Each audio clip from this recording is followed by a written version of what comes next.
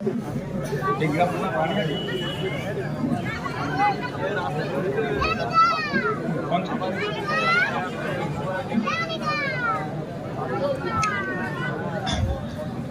Secular front কোলসুর অঞ্চল কমিটির উদ্যোগে রক্তদান শিবির সাথে ফ্রি মেডিকেল ক্যাম্প সকাল থেকে প্রোগ্রাম চলছে। রক্তদান শিবিরে নারী পুরুষ নির্বিশেষে 205 জন রক্তযোদ্ধা তাদের মূল্যবান রক্ত দিয়েছেন এবং অনেক মানুষ এসেছিলেন। আমরা আমাদের পক্ষ থেকে তাদের বিনামূল্যে চিকিৎসা পরিষেবাও দিয়েছি। আমরা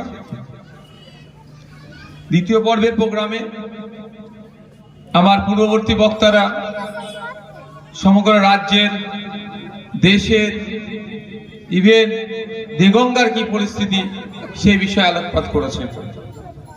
আমি ধন্যবাদ জানাই আজকের সভার সঞ্চালক মহাশয়কে, ধন্যবাদ জানাই রাজ্য কমিটির নেতৃত্ব, জেলা কমিটির নেতৃত্ব যারা আছেন, আরো ধন্যবাদ জানাই কোলসুর অঞ্চল কমিটির নেতৃত্ব যাদের প্রচেষ্টায় যখন মুমূর্ষু রোগীদের রক্তের প্রয়োজন হচ্ছে, ব্লাড ব্যাংক যখন শূন্য এক প্রকার, রক্তের যখন হাহাকার দেখা দিচ্ছে, ঠিক সেই সময় শত বাধা বিপত্তিকে উপেক্ষা করে এই একটা রক্তদান শিবির করে মানুষের যে রক্তের চাহিদা দেখা দিচ্ছে কিছুটা হলো সমাধান করার চেষ্টা করছে।